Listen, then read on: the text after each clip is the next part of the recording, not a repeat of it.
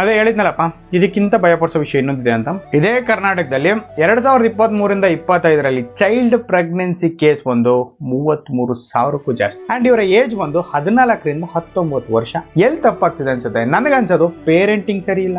ಯಾಕೆ ಅಂತ ಹೇಳ್ತೀನಿ ಕೇಳಿ. ಮಕ್ಕಳು ಒಳ್ಳೆ ಲೈಫ್ ಕೊಡ್ಬೇಕು ಅಂತ ಇವರಿಬ್ರು ಕೆಲ್ಸಕ್ಕೆ ಹೋಗಿ ಇವ್ರ ಪರ್ಸನಲ್ ಲೈಫ್ ಗಳನ್ನ ನೋಡ್ಕೊಂತಿದ್ದಾರೆ. ಮಕ್ಳು ಏನ್ ಮಾಡ್ತಾವ್ರೆ ಅಂತಾನೆ ಗೊತ್ತಿಲ್ಲ. ಸ್ಕೂಲು ಕಾಲೇಜುಗಳಲ್ಲಿ ಹೇಳ್ಕೊಡ್ತಾರೆ ಅನ್ಕಂದ್ರೆ ಸ್ಕೂಲ್ ಕಾಲೇಜಲ್ಲಿ ಏನ್ ಹೇಳ್ಕೊಡ್ತಾರೆ? ಪಾಠ ಹೇಳ್ಕೊಡ್ತಾರೆ, ಸಿಲೆಬಸ್ ಹೇಳ್ಕೊಡ್ತಾರೆ ಅಷ್ಟೇ. ಕಲ್ಚರ್ ಏನ್ ಹೇಳ್ಕೊಡ್ತಾ ಇಲ್ಲ.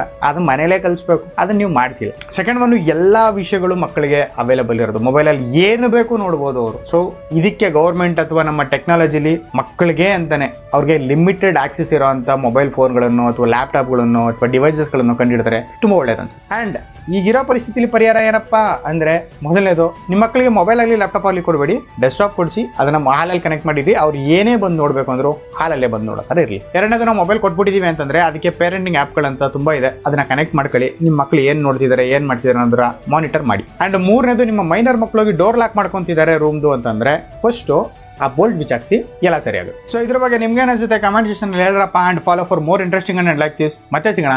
ಬಾಯ್.